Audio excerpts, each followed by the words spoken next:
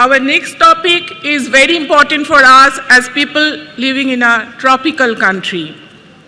May I request Dr. Yogi Raj Ray and Dr. Sayantan Banerjee to come up on the stage as chairpersons. Chairpersons Dr. Yogi Raj Ray and Dr. Sayantan Banerjee. I am requesting them to come on the stage.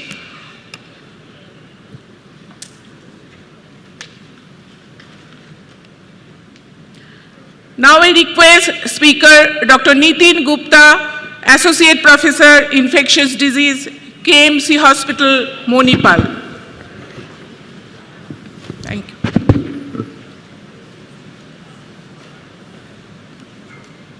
It's my privilege to introduce my friend, Dr. Nitin Gupta, who you all taught from same institute, nearly same time.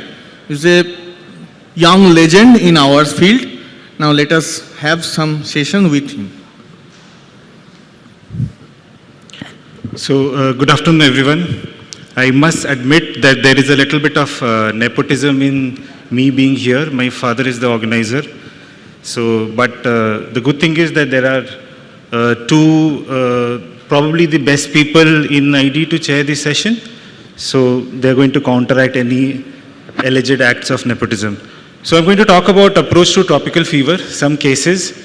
There are a lot of cases, but I'm going to stress on the facts and some of the cases that we don't discuss as much.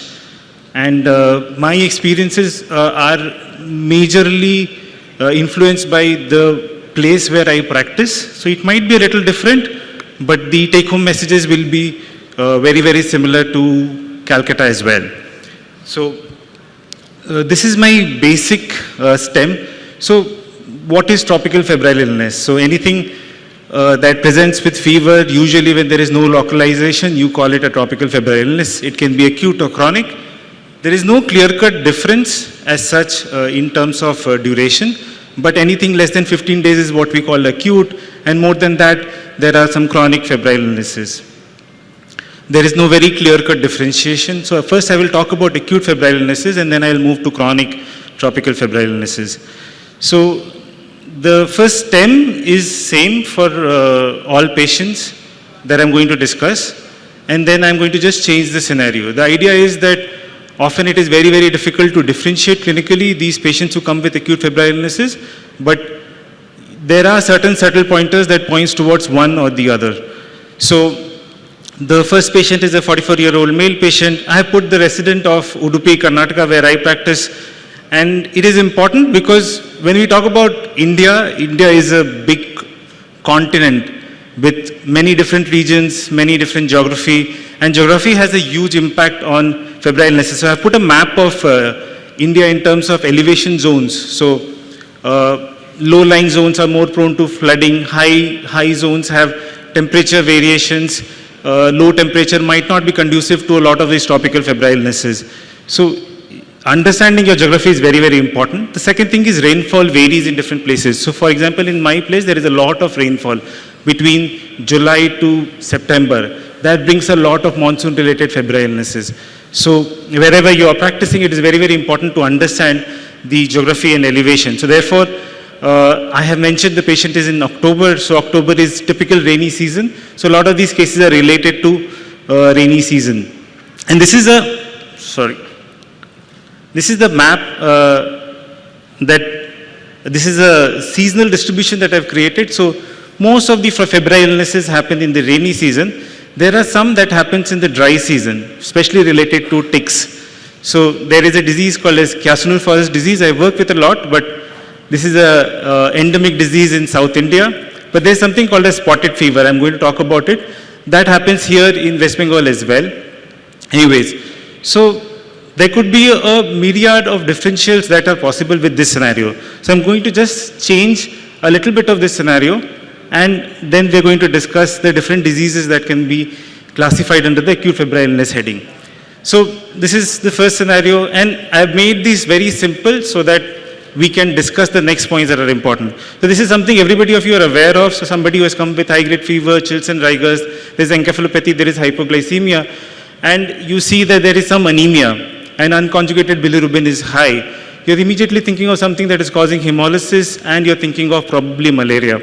Malaria is something that the incidence has decreased by a lot across the country. In my place, for example, I have seen 6 malaria cases only in last 6 years. So malaria incidence has drastically decreased, and therefore one must be aware of all the other non-malarial febrile illnesses for sure. Anyway, something that is very easy to do is a immunochromatography test, and I think everybody knows how to read it, but in general, if you see 3 lines in a standard immunochromatography test, it is Plasmodium falciparum, but 2 lines suggest Vivax. There are some reports of Ovale as well in India. The treatment is also, I'm sure everybody is aware.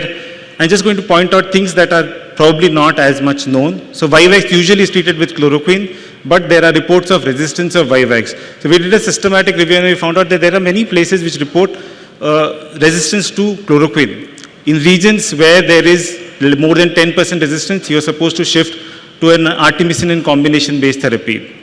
So if your patient is not responding to chloroquine, maybe it's a good idea to try artemether lumefantrine.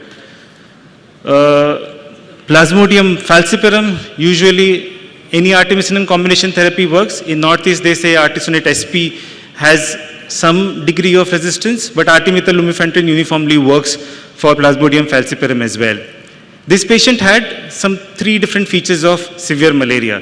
Whenever you have severe malaria, encephalopathy, hypoglycemia, patient is in shock, you are supposed to start with an IV therapy. So IV artesunate, and this should always be followed by an oral artemisinin combination based therapy. The question is that should all severe malaria patients receive antibacterials? Again, this is a very difficult question to answer, but there are some data from Eastern India where bacterial co-infection in severe malaria has been seen up to 10%. So specifically if a patient is in shock, maybe it's a good idea to give an antibacterial cover as well. So this is the systematic review that I was talking about. So we did a systematic review and found out that there are scattered data, but there are regions where chloroquine resistance is high in Plasmodium vivax. Falciparum anyways, we are assuming chloroquine resistance is high, and so in falciparum anyways, we are giving an artemisinin combination based therapy. The second thing is, I'm sure everybody is aware that for Vivax malaria, you're supposed to give a primaquine for 14 days to prevent relapse. Now, this is a study that we did in our center that is relapse dependent upon the dosing of primaquine. So, the relapse was higher in those who were given 0.25 mg per kg as compared to 0.5 mg per kg. There's no uniform recommendation, but we go for 0.5 mg per kg in our region at least. Something that you must be aware is that when you're giving primaquine, you should always check for G6PD deficiency. This is the second case. The patient has come with high-grade fever. Now, this degree of fever is something which is very, very relative, but a soft sign is when you have an abrupt onset high-grade fever, it is probably viral. Has come with abrupt onset high-grade fever, and on day 1 you see this erythematous rash. Now, this erythematous rash is classically described for dengue, but it can be seen with anything that causes increased capillary permeability all throughout. You see that there is some abdominal distension again. Ascites is something that is suggesting that there is a lot of third spacing, increased capillary permeability. And on day 5, the patient had some altered sensorium, so we got an MRI done, and you see something that is called as a double donut sign, which is described for dengue. So the idea is that dengue is very, very common, especially in monsoon. Patients who present with high-grade fever, third spacing, generalized erythematous rash, you should think of dengue. In the labs, you will see that there is increase in hematocrit. This is something which is more important than chasing thrombocytopenia. There are no studies that suggest that chasing thrombocytopenia is of very, very high significance. This patient had platelet of 50,000 and it reduced to 20,000 by day 4. Anyways, we did not transfuse platelet in this patient, and in time the patient improved. Transaminitis is something that you see with a lot of tropical febrile illnesses. AST is usually more than ALT because there is some degree of one, mitochondrial damage, and second, muscles are involved. So AST has multiple sources other than liver, so you will see usually AST more than ALT in most tropical febrile illnesses. There's something that I often get consults for when you get a patient with fever of 8 or 9 days and somebody has made a diagnosis of dengue. The idea is that usually In fact, in most cases, fever will subside by 5 to 6 days. If you have a patient who have 10 or 12 days of fever and you are thinking dengue, it is very, very unlikely. So we did again a systematic review and saw that the maximum duration of fever is close to 7 days in dengue, and average duration is somewhere around 5 days. So very, very unlikely that for people with higher duration of fever, it will be dengue. The other thing is that this is one case that we saw where the patient had, you know that dengue, 90% of the dengue is asymptomatic, but the asymptomatic ones are not going to come to the hospital. But there are times when people, especially the ones who are immunosuppressed, can present to you, they will have increasing hematocrit and decreasing thrombocytopenia, but fever would not be there because of the immunosuppression maybe. So afebrile dengue is a possibility, not very common, but it is something that you should be aware, especially if there is some acute fall in thrombocytopenia that you are seeing. This is a slide on laboratory diagnosis. Basic thing is that for the first few days, you will see antigenemia, after which IgM will come. This is a basic rule in most infectious disease diagnostics, is that antibody response is often non-specific. So relying on IgM antibody response for any disease is very, very tricky. Whereas if you see antigen or PCR based tests, they are highly specific. So if you have somebody who has come with 7 days of fever and their IgM dengue is positive, I will make sure whether the diagnosis actually fits into dengue or not. There is a lot of cross-reactivity in terms of IgM, and also there could be some background positivity as well. The bottom line is that if you see NS per antigen, you should think that this is very likely to be dengue. With IgM, you have to fit that what is the pre-test probability of your IgM test. This is something I'm just showing you. Most of you are working here. So this is something that we come across a lot in the dry season. It looks like dengue. Everything fits into dengue, but this is actually Kiasunur-Forest disease. Something that we see very commonly in Kiasunur-Forest disease is conjunctival erythema and palatal petechiae. Anyway, so it is as of now endemic to 5 states in southern India and 16 districts. So if somehow either you're working in these regions or you see patients who have traveled from this region, this is something you should be aware of. I'm not going to go into the details of Kiasunur-Forest disease.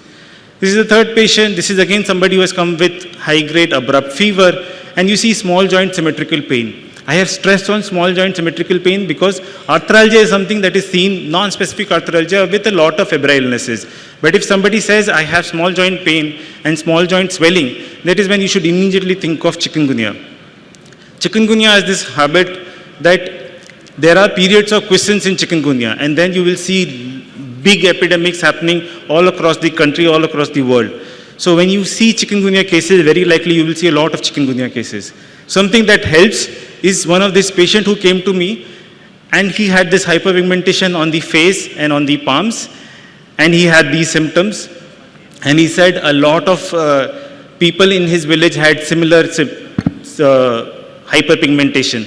This is what we call as chick sign, and this is something that is described in chikungunya. Chikungunya, in comparison to dengue, also has a lot of pruritic rash. So something that is very helpful in the sense that in dengue, the pruritic rash can come at the time of convalescence, but in chikungunya, the patient can present with a pruritic rash. Retroauricular lymph node is something that we saw in a lot of our chikungunya patients because it is of the same family of rubella virus, so you can sometimes see the retroauricular lymph node in these patients. The thrombocytopenia is not as significant. Leukopenia is very similar to dengue, but not as severe maybe. Thrombocytopenia similarly not as severe. Hematocrit increase is not very, very high in chikungunya. The bottom line of treatment for chikungunya is that for acute patients, do not give steroids. Usually paracetamol is okay. Try to avoid NSAIDs. For chronic patients, you might need to give first a short dose of steroids, and if patients do not improve, you might have to give DMARDs.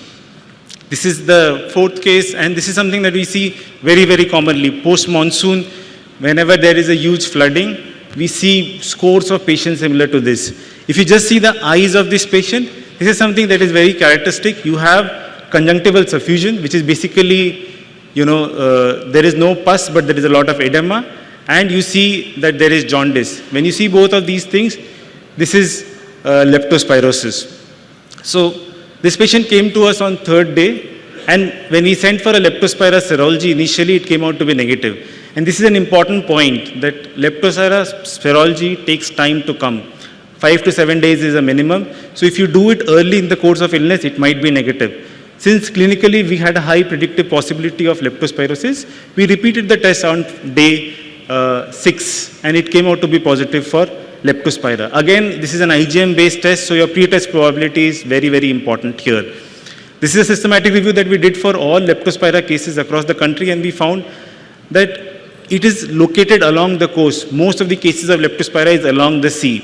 Not that leptospira survives in sea water, it does not survive in saline water, but the coastal areas are more prone to flooding. There is a lot of rainfall there. So the low-lying rivers flood, and this is what leads to a lot of leptospira cases. So I'm sure there are a lot of leptospira cases in West Bengal as well, but we see a lot of leptospira cases. And the diagnosis is, if you can do a PCR in the first 7 days, if it is available, it is great. If you cannot, then you have to wait for 5-6 days at least to do the first serological test. PCR has a good sensitivity. Specificity may decrease if the patient has already been treated. The gold standard for leptospira diagnosis is said to be microscopic agglutination tests, but the point is that it is as good or as bad as an ELISA, and it is mostly not available. It is very, very resource intensive. So your ELISA is good enough as long as you're aware of the possibility of false positivity with any serological test. There are rapid tests also for leptospira. They work again as good or as bad as an ELISA. So you can actually use a leptospira rapid test to make the diagnosis. In the second week, actually urine PCR might be helpful because initially there is leptospiremia and then the leptospira goes and concentrates in the kidney. So your urine PCR in the second week may be something that is helpful. Something that I want to point out is that rapid tests may be useful in tropical febrile illness, but we did a trial that as long as you do not use rapid tests properly, the outcomes will not change. Meaning that when you see a leptospira positive, you have to stop giving 3 different antibiotics that you're giving, or if you see a dengue test positive, you have to stop the antibiotics. Anyways, I'm not going to go into detail. This is some study that is interesting, is that these are patients, 10 patients who came out to be positive for scrub and lepto. And then when we did ELISA tests for different pathogens, you will see each patient came out to be positive for 5 or 6 different pathogens. The idea being that you can think that I am a great clinician and I'll just send, let's say, mycoplasma, or I will just say chlamydia. It came out to be positive. And you gave an antibiotic that doesn't work, probably because the serology is false positive. So if there's one message that you should take home from here is that clinical suspicion is very, very, very important.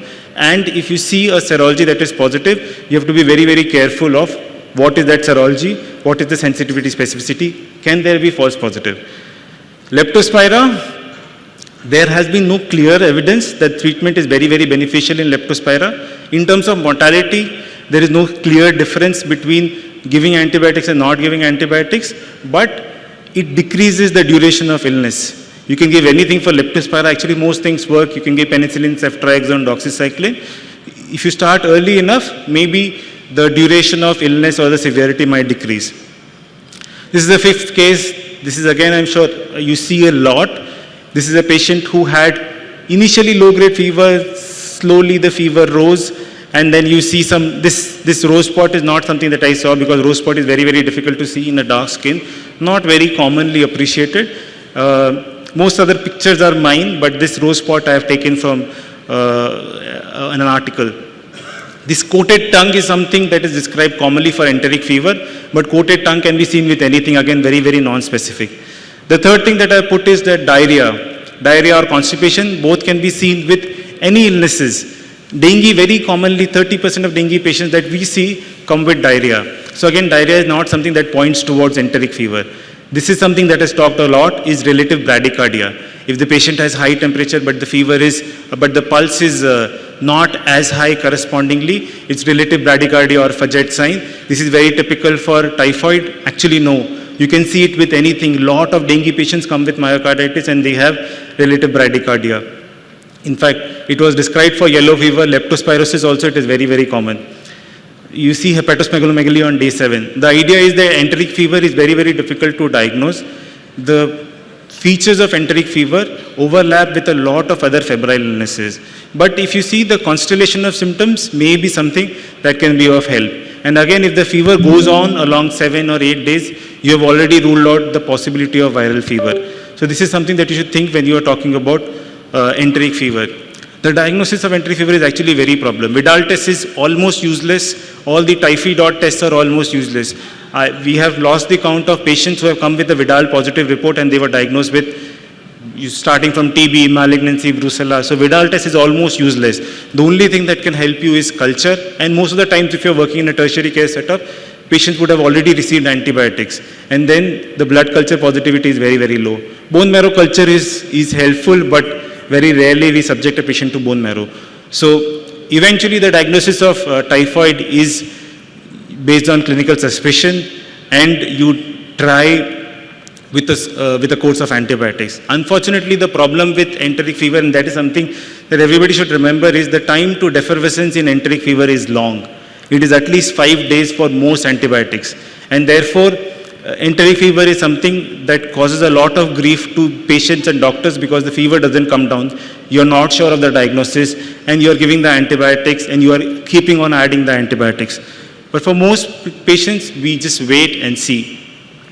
The other thing is that fluoroquinolone does not work for typhoid anymore. I put a slide on the top right corner from ICMR. The last antibiotics are fluoroquinolones, and you will see that fluoroquinolones have limited or no susceptibility.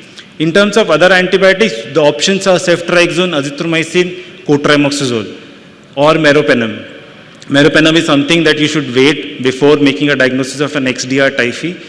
Ceftriaxone, azithromycin, and Ceftriaxone, either of them are good enough. I prefer azithromycin most of the times, but you can choose either of them. The susceptibility varies according to the region.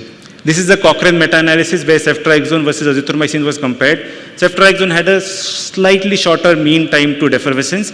Other than that, there was no difference. Fluoroquinolone versus ceftriaxone, there was no significant difference. And the third slide is important. A lot of people give cefixime, and granted the studies were mostly with a lower dose of cefixime, but it did not perform as well as fluoroquinolone. So oral cefixime is not a great option for typhoid. Maybe it's a better idea to give azithromycin and cotrimoxazole, and if the patient is admitted, give ceftriaxone. This is the sixth case, and this is something that is rising a lot all across the India. This is probably one of the most important cause of febrile illnesses right now in India. And I'm not going to the details. You see a patient with myocarditis and you see this eschar. This is the eschar for scrub typhus. If you see this eschar, you are almost sure that this is scrub typhus, and I put an immunofluorescence assay behind it. Scrub typhus, again, like all febrile illnesses, can have thrombocytopenia, but a raised leukocyte count and a CRP might be helpful in bacterial febrile illnesses. Same with leptospirosis. This is again a systematic review for eschar that we did, and this is something that is important to understand, that in a busy practice, ideally you are supposed to see all parts of the body for an eschar. Usually eschar is located in a clandestine area. If you understand the mite behavior, you will understand why eschars are there in the hidden parts of the body. So mite basically latches on to the parts of your body which are in contact with the scrub, grass, whatever. And then the mite will go on and it will choose an area which is warm, moist. Usually it is areas where there is tight clothing. So along the lines of underwear, you will see most of the eschars you will see in groin, you will see in axilla. Again, we see that the eschars differ between South and North India in female and male. So where people tie lungi in South India, or where women tie sari, so below the umbilicus is something which is very, very common. So these are all the eschars of my patients that I put in here.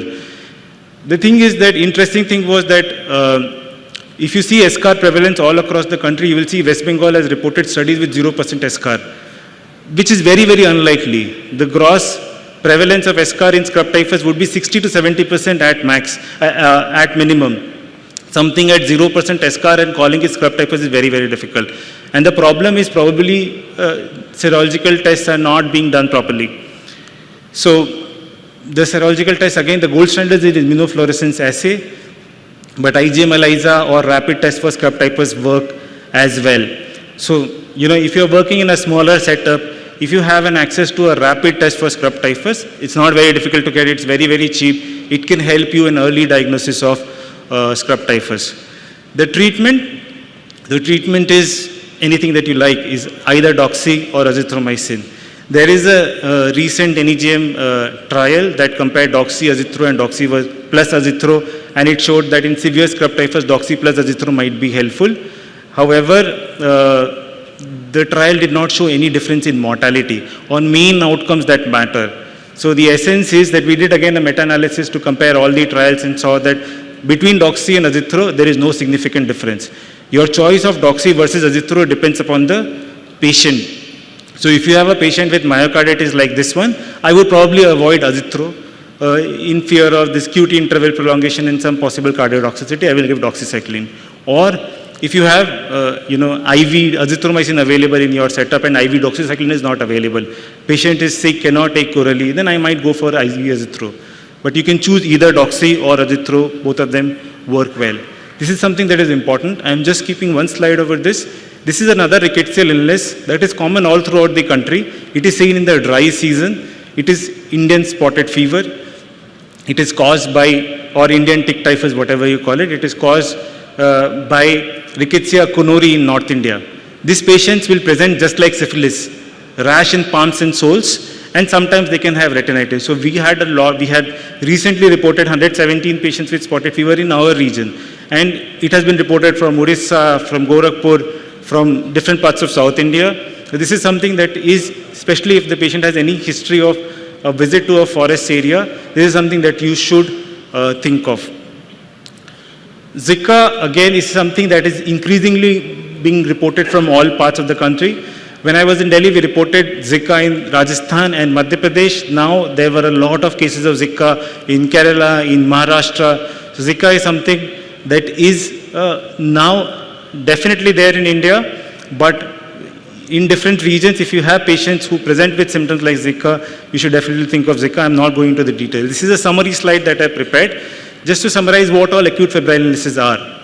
All of them will have fever. Rash is something that is very, very commonly seen in dengue. You can have an erythematous rash at the starting. You can have a petechial rash related to thrombocytopenia later on. Chikungunya usually has an itchy rash. Scrub typhus, leptospirosis do not very commonly have rash.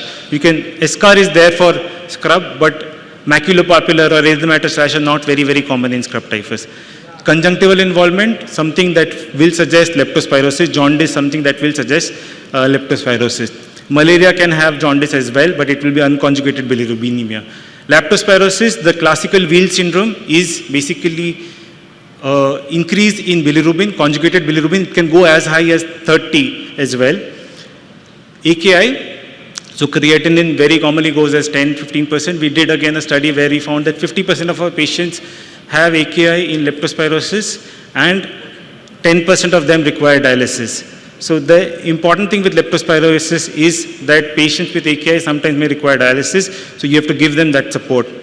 There is something called severe pulmonary hemorrhage syndrome. So diffuse alveolar hemorrhage is something that is seen not very, very commonly, but in a small fraction of patients, and it's a very important cause of mortality in leptospirosis. Leukopenia will mostly suggest viral illnesses. Sometimes enteric fever can have leukopenia. Leukocytosis, very commonly you will see in bacterial febrile illnesses. Thrombocytopenia does not help actually in differentiating. All patients will have thrombocytopenia. LFT again is seen with almost all the febrile illnesses. Creatinine can rise with everybody, but every illness, but more commonly seen with leptospirosis. CRP again with more bacterial febrile illnesses, it will be more commonly elevated. So an increased CRP might be seen in dengue, but if you have low CRP in the patient throughout, very likely it's a viral febrile illness. Anyway, so with this I'll move on to chronic febrile illnesses. So these are the few acute febrile illnesses that we have discussed. The treatment again for most acute febrile illnesses, in general, if you're not able to diagnose, no patient of acute febrile illness should die without a doxycycline. The doxycycline covers most bacterial febrile illnesses. It may not cover enteric fever as well. So either a doxy or azithromycin should be prescribed to a patient if you're not able to make a diagnosis. But if you have confidently made a diagnosis of a viral febrile illness, you can definitely stop your antibiotics. It is one of the most common causes of unnecessary antimicrobial prescriptions in most places in India. Again, this is a patient, 21-year-old male. So again, I don't see this patient anymore in South India, but this was one patient who traveled from Delhi and he came with fever, splenomegaly, pancytopenia, and I don't need to tell people from West Bengal that this is visceral leishmaniasis or Kala Azar. The diagnosis again, RK39 usually works really, really well. It's a rapid test. You can do a bone marrow aspirate or a splenic aspirate. Splenic aspirate is usually recommended to be done in specialized center only. The treatment, I'm sure everybody is aware, and I'm not going to go into details, is that after Shamsundar's study in 2010, most people are prescribed a single dose of liposomal amphotericin B of 10 mg per kg. Just keep a note that patients with HIV having visceral leishmaniasis, there is higher risk of relapse or failure after single dose, so they might need longer duration along with combination therapy of miltefosine. This is something that is very, very commonly seen in West Bengal and also in patients who travel from West Bengal to South India. So this is similar patient, chronic fever, splenomegaly, pancytopenia, and here in this patient you see that there is adrenal involvement as well. And you see this molluscum contagiosum like rash. This is classically described in HIV patients, but there is a huge number of patients who present in immunocompetent status as well. This is histoplasmosis. Histoplasmosis was first described in India and West Bengal, and it is probably, West Bengal is one of the areas where it is reported very, very commonly. This is something you should be on the lookout for. Something that may help is that galactomannan is false positive in histoplasmosis. So you will see that in the Indian map, this is an old map, but you will see the maximum number of cases are from West Bengal. So the diagnosis of histoplasmosis, a rapid diagnosis is urine antigen test. It is expensive and frequently false positive. So you have to be aware what urine antigen is being sent. Otherwise, you have to do a bone marrow for most patients. Or if the skin is involved, you can get a skin biopsy done and you see the classical yeast of histoplasmosis. This is something that is not very, very uncommon, and I think everybody in their practice, you will see these cases. The treatment is liposomal amphotericin B for 7 to 14 days, followed by prolonged itraconazole-based therapy. Now, in general, people have an idea for antifungals. Everybody has a hierarchy in their mind that best is Isaview, then POSA, then Vori, and then itraconazole, but it doesn't work like that. For histoplasmosis, in a study, voriconazole had a higher mortality than itraconazole. For histoplasmosis, you should give itraconazole. If you have patients who come from Northeast, a very close mimic of histoplasmosis is penicillosis or talaromycosis. They often have cervical lymph node. Again, HIV positive patients, you will see very similar features. The adrenal involvement might not be as common. So this is called as talaromycosis or penicillosis. In Northeast patients, you should definitely suspect this. Treatment is very, very similar. This is something that, again, it is common all throughout the country, and for various reasons, the incidence is increasing. So if you have a patient who comes with, again, fever, pancytopenia, and you see that they have a spondylodiscitis, most patients in several parts of the country are just treated with anti-tuberculars. But at least in our center, TB is only 50% of spondylodiscitis. So there are other pyogenic causes, and most importantly, you should never miss out brucellosis. So this is one of my patients who I have put in a parrot's beak just to demonstrate the classical sign that is called as the parrot's beak sign or the Pedro Pons sign. So if you have done a CT, that can be of help. I am going to show some radiological scoring systems that we built to make an easy diagnosis of brucellosis, but brucellosis is something that you should be aware. In India, 30 to 40% of patients with brucellosis have osteoarticular involvement, and spine is one of the common places of involvement of brucellosis.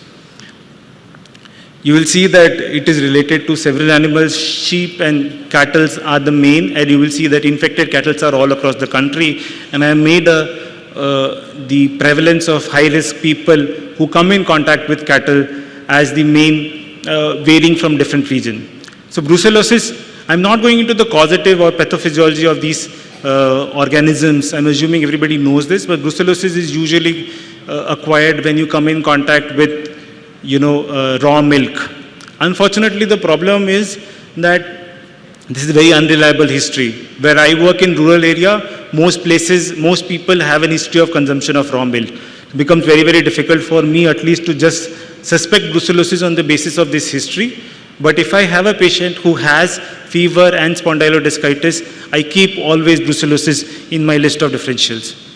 Something that helps with, in comparison to TB, is that brucellosis, in 5 to 10% of the patients have orchitis also. So if you have somebody with spondylodiscitis and orchitis, think of brucellosis. So this is a study that we did where we compared the clinical parameters of TB versus bacterial. And if you have somebody who has lower lumbar vertebral involvement, I think this one point is very, very important. So TB usually is T12, L1. But if you have isolated L3, L4, L5 involvement or sacroiliitis, you should think of bacterial, and in bacterial you should always think of brucellosis.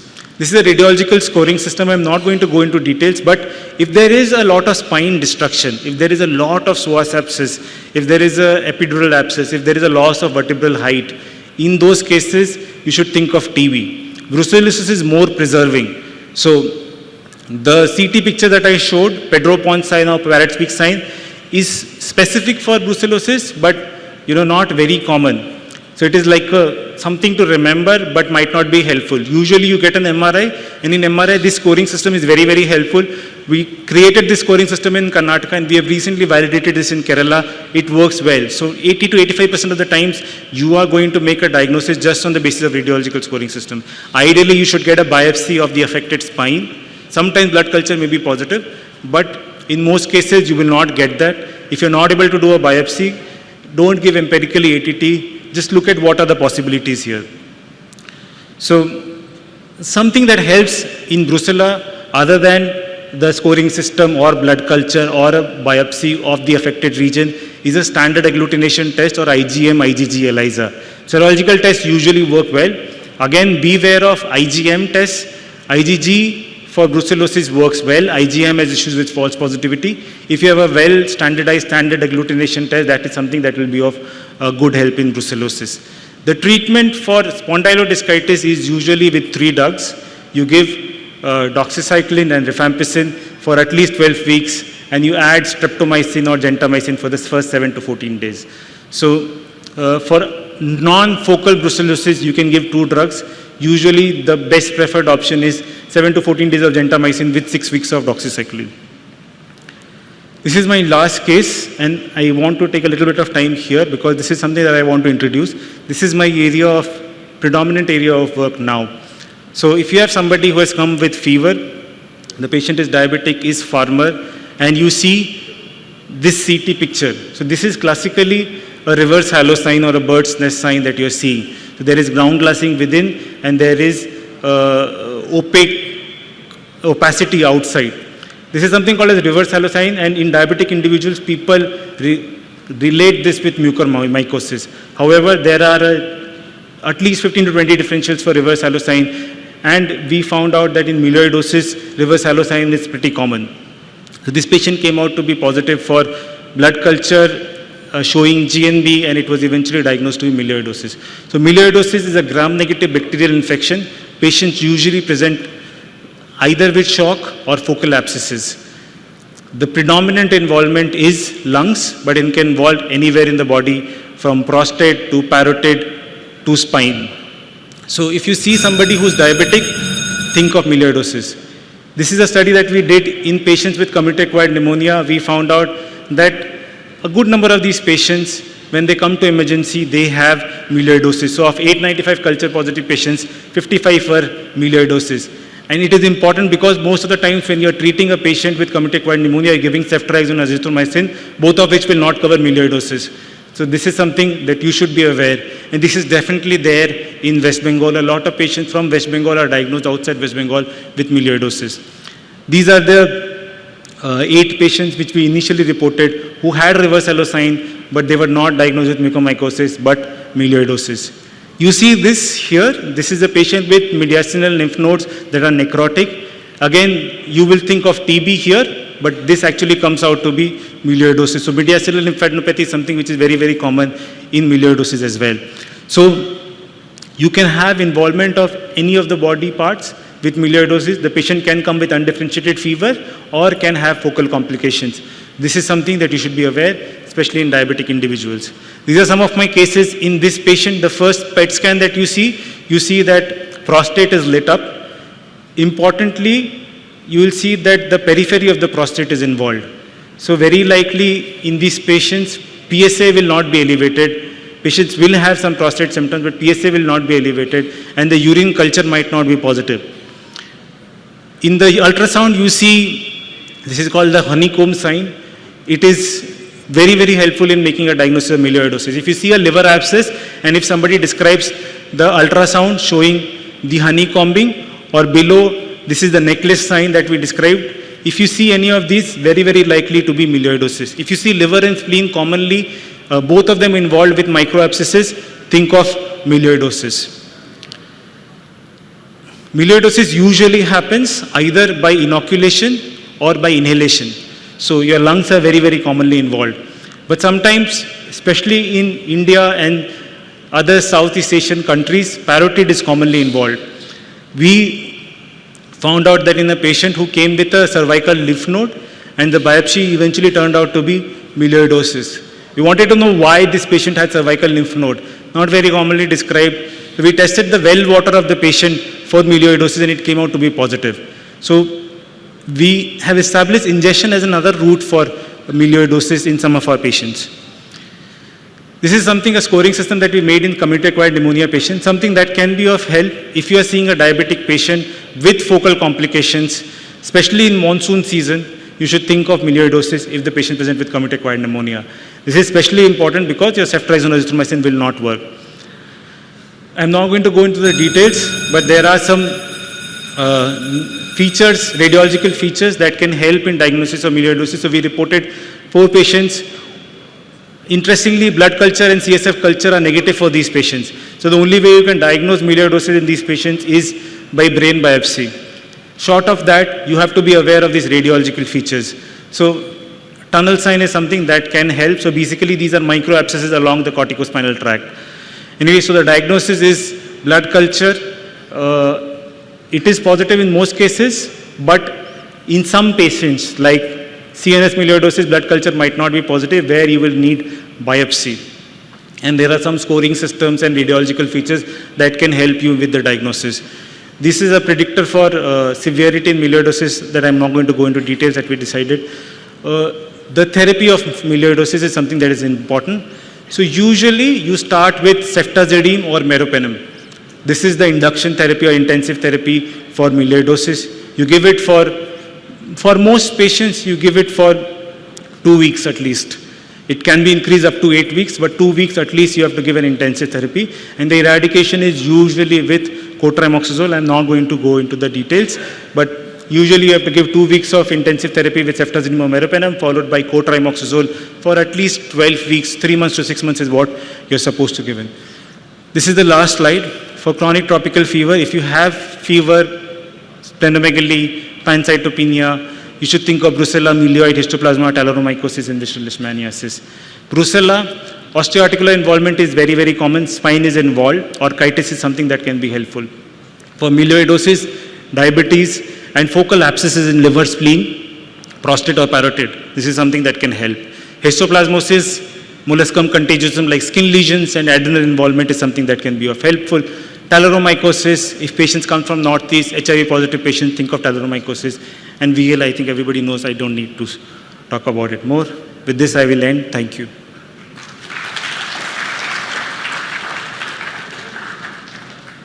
Thank you, Nitin, for extensive review on this subject. I would like to ask you one thing, that here we see commonly in dengue, after 7 days of fever, if the patient is febrile for more than 7 days, there is a tendency to look to the CRP, and if CRP is high, lot of people are giving steroids. What is your opinion on that? So, in general, dengue usually does not have prolonged fever, but secondary HLH is something that is possible with dengue. So sometimes you have patients who can have this, but this is an uncommon occurrence. So the idea is that what I want to say is that in general, if you have a patient who has more than 7 days of fever, think of alternative diagnosis. But if you're sure, so we have had patients who have proven to be dengue, but they progress to have prolonged fever, usually related to either a bacterial infection secondary bacterial infection, a hospital-acquired pneumonia, or a secondary HLH. But patient coming to you first time with more than 7 days of fever, a very, very low probability of dengue was the idea. Dr. Nitin, thank you for an extensive talk. It was a full-fledged ID class. So, I would also like to state about a very common practice that I am seeing in, not only in West Bengal, in many places, that whenever an enteric fever is diagnosed, patient is having very high-grade fever, there is a blood culture positive enteric fever, people have the tendency of giving, ceftriaxone plus azithromycin, ceftriaxone plus quinolones, whereas in our isolates, we are finding mostly they are third generation cephalosporin sensitive or azithromycin sensitive. So what is your usual practice in Manipal for enteric fevers, and what would you advise our practicing physicians? Yes, so it's a very interesting question. So if you have a blood culture positive enteric fever and you know the susceptibility, you should definitely give monotherapy. There is a trial from some Israeli travelers who returned from Nepal, and where they showed that combination therapy has a slightly lesser defervescence time. But it's not very clinically significant. Fever goes down 24 hours before, does not matter that much. The problem is when you do not have a culture positive enteric fever. There are reports, especially in the southern part of India, where there is resistance to azithromycin or ceftriaxone. If you are not aware, if you don't know what is the susceptibility, that is when the problem is. So isolate can be either susceptible to ceftriaxone or azithromycin.